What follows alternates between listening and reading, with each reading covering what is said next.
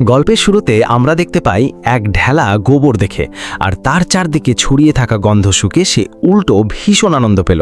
কারণ এই টাটকা গরুর গোবরের অর্থ হলো বুনো মহিষ আশেপাশেই আছে। সঙ্গে সঙ্গে সে গোত্রের লোকদের আগে বর্ষা প্রস্তুত করতে বলল। তারপর সবাইকে বুনো মহিষের গোবর শরীরে সমান ভাগে মাখতে বলল। এমনকি মুখ আর চুলও বাদ গেল না। এভাবে শিকারের ঘ্রাণ শক্তিকে বিভ্রান্ত করা হলো। এরপর সবাই মাটিতে শুয়ে খুব সতর্কভাবে মহিষের পালের দিকে এগিয়ে গেল। শুধু সঠিক মুহূর্তের অপেক্ষা করতে হবে। এটাই ছিল খ্রিস্টপূর্ব 20,000 বছর আগে মানুষের শিকার করার পদ্ধতি। এই গোত্রটি 6 মাস ধরে কোনো খাদ্য শিকার করতে পারেনি। তারা প্রায় অনাহারে মারা যাওয়ার অবস্থায় পৌঁছে গিয়েছিল। গোত্রের মানুষ বহু দূর পথ পাড়ি দিয়ে শিকারে এসেছে। এইবার তারা কোনোভাবেই খালি হাতে ফিরতে পারবে না। নেতা সঠিক সময় দেখে একটি সংকেত দিল। সঙ্গে সঙ্গে সবাই বজ্রগতিতে মহিষের দিকে দৌড়ে গেল। মহিষের পাল শব্দ শুনে আতঙ্কিত হয়ে উঠল। যদিও মহিষের সংখ্যা অনেক ছিল এবং তারা আকারেও বিশাল ছিল, কিন্তু তারা বুদ্ধিমান মানুষের সঙ্গে পেরে উঠল না। দুই পক্ষের দূরত্ব যখন 100 মিটারেরও কম ছিল, মানুষ সর্বশক্তি দিয়ে বর্ষা ছুঁড়ে মারল মহিষের পালের দিকে। সামনের নেতা মহিষ বাধা দেখে বাম দিকে মরল। পেছনের মহিষগুলো অন্ধের মতো তার পিছু নিল। অল্প সময়ের মধ্যে পুরো পালটি এক খাঁড়া পাহাড়ের কিনারায় পৌঁছে গেল। তখন আর তাদের থামার সুযোগ ছিল না। জড়তার কারণে একের পর এক মহিষ 100 মিটার নিচে খাদে পড়ে টুকরো টুকরো হয়ে গেল। কয়েকটি মহিষ দ্রুত প্রতিক্রিয়া দেখিয়ে দিক বদলে ফেলল। তারা রাগে উন্মত্ত হয়ে সঙ্গীদের প্রতিশোধ নিতে চাইল। ইচ্ছে করেই তারা একটি একা ছোট ছেলেকে লক্ষ্য করল। ছেলেটি এড়িয়ে যেতে পারল না এবং মাটিতে পড়ে গেল। কিন্তু সেই মহিষ তাকে ছাড়ার কোনো ইচ্ছাই রাখেনি। ছেলেটি শুধু অসহায়ের মতো দেখল মহিষটি তার দিকে ঝাঁপিয়ে আসছে। সে মহিষের শিঙে ঝুলে গেল এবং তার আর প্রতিরোধের শক্তি রইল না। ঠিক সেই মুহূর্তে ছেলেটির বাবা দৃঢ়ভাবে একটি বর্ষা ছুঁড়ে মারলেন। বর্ষাটি গিয়ে মহিষের গায়ে বিঁধল। তবুও আহত মহিষটি ছেলেটিকে পাহাড়ের কিনারা থেকে নিচে ঠেলে দিল। মৃত্যুর মুখে পড়েও ছেলেটি খাড়া পাথরের গায়ে আঁকড়ে ধরল। কিন্তু কিছুক্ষণের মধ্যেই সেই পাথর ভেঙে গেল। সে আবার নিচের দিকে পড়ে যেতে লাগলো। শেষ পর্যন্ত মাঝপথের এক পাথরের উপর আছড়ে পড়ে তার মৃত্যু হলো। এই দৃশ্য দেখে বাবা বুকফাটা কণ্ঠে নিজের ছেলেকে ডাকতে লাগলেন। তারপর বিপদের কথা না ভেবে নিচে ঝাঁপ দিতে চাইলেন। সঙ্গে সঙ্গে গোত্রের লোকেরা তাকে শক্ত করে ধরে ফেলল। কারণ এই মানুষটিই ছিল তাদের গোত্রের নেতা। পুরো গোত্রের বেঁচে থাকা তার নেতৃত্বের উপর নির্ভর করছিল। তবুও তিনি হাল ছাড়তে রাজি হলেন না।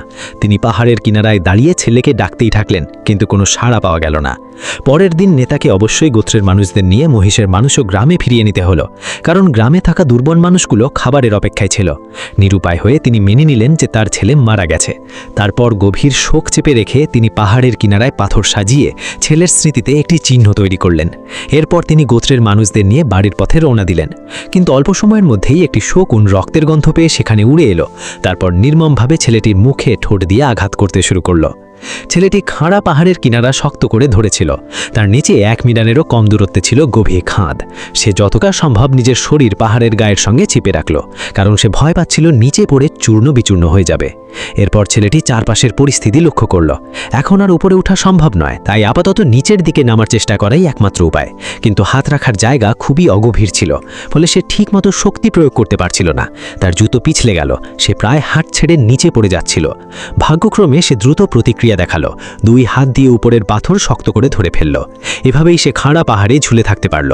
কিন্তু আরও ভয়ঙ্কর ঘটনা ঘটল। আকাশে তখন ঘন কালো মেঘ জমে গেল। বজ্রপাত আর মেঘের গর্জন শুরু হলো। মুহূর্তের মধ্যেই প্রবল বৃষ্টি নেমে এলো।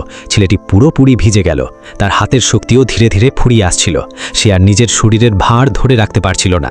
নিচে জমে থাকা পানির স্রোত দেখে তার মাথায় একটি ভাবনা এলো।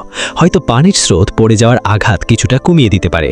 ভাবনাটি মাথায় আসতেই সে সিদ্ধান্ত নিল। সাহস সঞ্চার করে সে 2 হাত ছেড়ে নিচে ঝাঁপ দিল। কতক্ষণ কেটে গেছে সে জানত না। যখন তার জ্ঞান ফিরল তখন পরের দিন হয়ে গেছে। তার পুরো শরীর ব্যথায় ভরে গিয়েছিল। বিশেষ করে পেট আর পায়ের ব্যথা তীব্র ছিল। সে হামাগুড়ি দিয়ে কষ্ট করে পানির ধারে পৌঁছল। তারপর ময়লা পানি বড় বড় চুমুকি পান করল। পানি খাওয়ার পর সে নিজের জুতো খুলল। তখন সে বুঝতে পারল তার পায়ে কোনো শক্ত বস্তু ঢুকে গিয়েছিল। ব্যথায় সে কুঁকড়ে উঠল।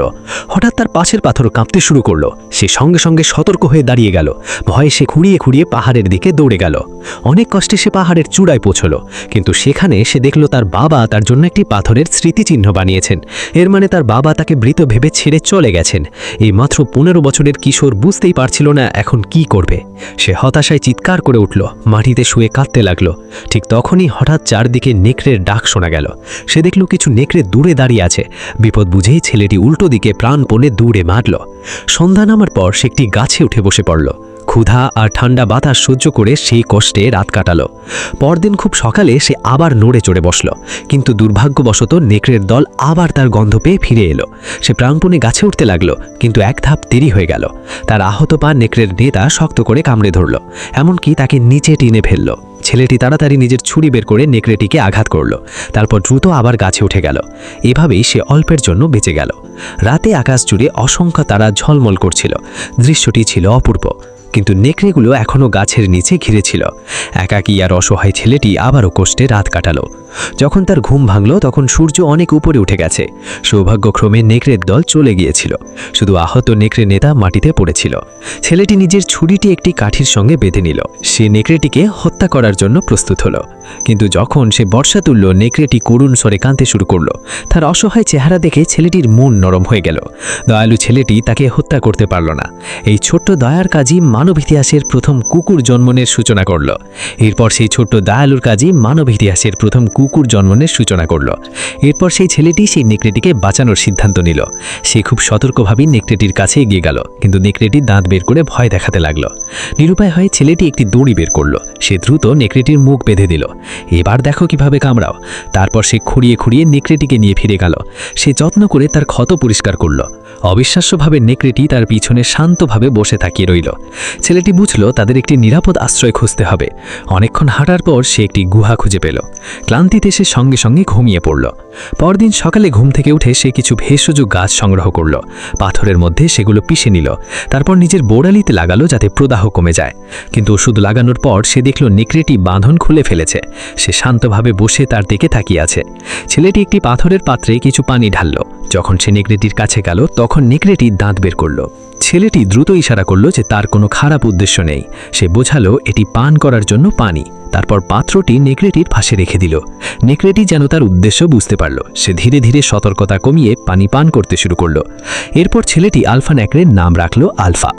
এরপর থেকে ছেলেটি সুযোগ পেলেই বাইরে শিকারে যেত, কিন্তু তার শিকারের দক্ষতা খুবই কম ছিল। সে কেবল কিছু পোকামাকড় খুঁজে পেল। সে পচা মাংস খাওয়া সেই পোকাগুলো আলফার ক্ষতের উপর রাখলো যাতে ক্ষত ভালো হয়, আর কিছু পোকা তাকে খাবার হিসেবে দিল। কিন্তু সেই পোকাগুলোর স্বাদ খুবই খারাপ ছিল। ক্ষুধায় কাতর ছেলেটি আবার খাবারের খোঁজে বের হলো। সৌভাগ্যবশত অল্প দূরেই সে একটি খরগোশ দেখতে পেল। সে একটি পাথর দূরে জুড়ে ছুঁড়ে মারল। খরগোশটি শিকার করে ছেলেটি গুহায় ফিরে এলো।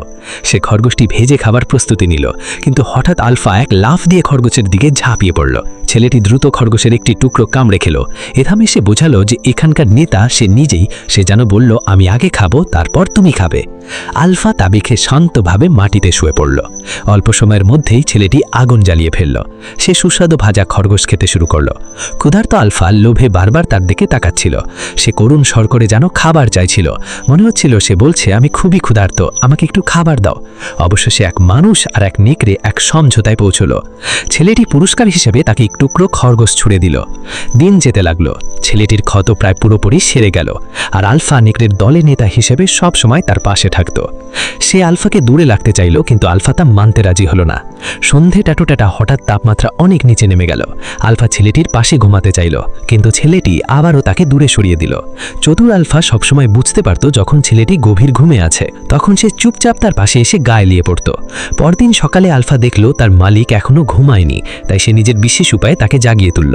জেগে উঠে ছেলেটি তীব্র দুর্গন্ধ টের পেল। সে 3 বছর ধরে গোসল না করা আলফাকে নিয়ে পানির ধারে গেল। এটাই ছিল আলফার প্রথমবার হ্রদের কাছে আসা। সে আনন্দে পানিতে ঝাঁপিয়ে পড়ল, পানি ছিটিয়ে খেলতে লাগলো, এমনকি একটি মাছ ধরে এনে তার মালিককে দিল। পথে ছেলেটি মাঝে মাঝে মজা করে জিনিস ছুঁড়ে দিত। আলফা সেগুলো ধরার চেষ্টা করত। এভাবে মানুষ আর নেকড়ে পাশাপাশি পথ চলতে লাগলো। ছেলেটিও আলফার কাছ থেকে বন্য পরিবেশে বাঁচার অনেক কৌশল শিখে নিল। খুব দ্রুত শীতকাল এসে গেল। ছেলে আর আলফার শিকারের সমন্বয়ে অনেক উন্নত হলো। অল্প সময়ের মধ্যেই তারা একটি বুনো শূকর শিকার করল। মনে হচ্ছিল তারা চিরকাল একসঙ্গে থাকবে, কিন্তু এক রাতে সব বদলে গেল। তারা যখন খাবার খাচ্ছিল, হঠাৎ তাদের পিছনে এক ভয়ঙ্কর কালো নেকড়ে দেখা গেল। ছেলেটির সঙ্গে সঙ্গে বর্ষা তুলে সতর্ক হলো, কিন্তু আলফা একটুও ভয় পেল না। সে ধীরে ধীরে কালো নেকড়েটির দিকে এগিয়ে গেল। তারা কিছুক্ষণ নিজেদের মধ্যে কথা বলল। তারপর কালো নেকড়েটি তার দল নিয়ে চলে গেল। আলফা ফিরে ছেলেটির দিকে তাকালো। ছেলেটি বুঝতে পারল বিদার সময় এসে গেছে। অনিচ্ছাকৃতই ছেলেটি আলফাকে যেতে দিল। আলফা কষ্ট নিয়ে ধীরে ধীরে চলে গেল, আর ছেলেটি একা দাঁড়িয়ে রইল তুষার ঝড়ের মধ্যে। সঙ্গীহীন হয়ে সে গভীর একাকিত্বে ডুবে গেল। রাতে সে নিঃশব্দে কাঁদত, তবুও জীবন থেমে থাকে না। কয়েকদিন পরে সে নক্ষত্র দেখে পথ নির্ধারণ করল। সে বুঝল তার গোত্র খুব দূরে নেই। প্রচণ্ড ঠান্ডায় তার শরীর কাঁপছিল। তাপমাত্রা ছিল শূন্যের নিচে 50 ডিগ্রি।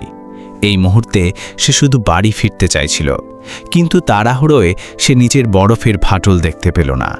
হঠাৎ সে বরফ ভেঙে নিজের জমাট ঠান্ডা পানিতে পড়ে গেল। সে মরিয়া হয়ে বের হওয়ার চেষ্টা করতে লাগল, কিন্তু কোনো পথ খুঁজে পেল না। যখন সে প্রায় দম বন্ধ হয়ে আসছিল, ঠিক তখনই আলফা হঠাৎ উপস্থিত হল। সে মেরু ভালুকের মতো আচরণ করে বরফের উপর শুয়ে পড়ল। ধীরে ধীরে নিজের শরীর সামনে বাড়িয়ে দিল, কিন্তু তাতেও খুব বেশি লাভ হলো না। এই দৃশ্য দেখে ছেলেটি যেন হঠাৎ নতুন শক্তি পেল। সে প্রাণপণে বরফ ভাঙতে লাগল। মাথার ওপর বরফে একটি বড় ফাটল তৈরি হলো। আলফাও দ্রুত সেখানে গিয়ে সাহায্য করতে লাগল। অবশেষে ছেলেটি বরফের পানি থেকে বেরিয়ে এলো, কিন্তু তখন তার শরীর ঠান্ডায় জমে গিয়েছিল। সে দ্রুত আগুন জ্বালালো, তারপর ভেজা কাপড় খুলে ফেলল। এরপর আলফার গায়ের সঙ্গে লেগে উষ্ণতা নিতে লাগলো। এভাবেই সে জমে মারা যাওয়া থেকে বেঁচে গেল। এরপর তারা আবার বরফের দেশে হাঁটা শুরু করল। সৌভাগ্যবশত খুব বেশি দূর যেতে হয়নি। ছেলেটি হঠাৎ মানুষের পায়ের ছাপ দেখতে পেল। সে বুঝল কাছাকাছি কেউ আছে। সামনে গিয়ে সে একজন মানুষকে বসে থাকতে দেখল। উত্তেজিত হয়ে সে তার দিকে দৌড়ে গেল, কিন্তু কাছে গিয়ে বুঝল লোকটি ঠান্ডায় জমে মারা গেছে। তার শরীর বরফের মতো শক্ত হয়েছিল। ছেলেটি দ্রুত তার তাঁবুতে ঢুকল, হয়তো কিছু খাবার পাওয়া যাবে এই আশায়। অনেক খুঁজেও কিছু পেল না। ঠিক তখন সে বুঝল তাঁবুর ভেতর কিছু প্রয়োজনীয় জিনিস আছে। কিন্তু হঠাৎ ঠান্ডাজনিত অসুস্থতায় সে প্রচুর রক্ত কাশতে লাগল। বেঁচে থাকার জন্য তাকে যত দ্রুত সম্ভব গোত্রে ফিরতে হবে। সে মৃত মানুষের কিছু জিনিস নিয়ে আবার যাত্রা শুরু করল, কিন্তু কয়েকদিন যেতে না যেতেই ভয়ঙ্কর তুষার ঝড় হলো। এর চেয়েও খারাপ হলো, একটি ক্ষুধার্ত বন্য কুকুরের দল তাকে লক্ষ্য করল। ছেলেটি জানত এদের মুখোমুখি হওয়া খুব বিপজ্জনক। সে আর সময় নষ্ট করল না, আলফাকে নিয়ে দ্রুত দৌড়াতে লাগল। সৌভাগ্যক্রমে তারা একটি গুহা খুঁজে পেল। তারা দ্রুত সেখানে ঢুকে পড়ল। এভাবে তারা আপাতত বিপদে এড়াল, কিন্তু পরের মুহূর্তেই আলফা বিপদের আভাস পেল। সে দাঁত বের করে সতর্ক হয়ে গেল। ছেলেটি কিছু বুঝে ওঠার আগেই একটি কালো দাঁতাল বন্যজন্তু গর্জন করে ছাপিয়ে পড়ল। আলফা সাহসের সঙ্গে তার সামনে দাঁড়ালো। সে জন্তুটিকে ছেলেটির কাছ থেকে দূরে সরিয়ে দিল। ছেলেটি দেরি না করে একটি তীর ছুড়ল। তীরটি সরাসরি জন্তুটিকে আঘাত করল, কিন্তু আলফা সেই মৃত জন্তুর নিচে চাপা পড়ে গেল। সে বেঁচে আছে কিনা বোঝা যাচ্ছিল না। ছেলেটি আতঙ্কে আলফার নাম ধরে ডাকতে লাগল। কিছুক্ষণ পর রক্তাক্ত আলফা ধীরে ধীরে বেরিয়ে এলো। তখন ছেলেটি স্বস্তির নিঃশ্বাস ফেলল, কিন্তু আলফা গুরুতর আহত হয়ে মাটিতে লুটিয়ে পড়ল। ছেলেটির কাছে আলফা তখন আর শুধু নেকড়ে ছিল না, সে তার পরিবারের সদস্য হয়ে উঠেছিল। তাই সে গভীর যত্নে আলফার সেবা করতে লাগল।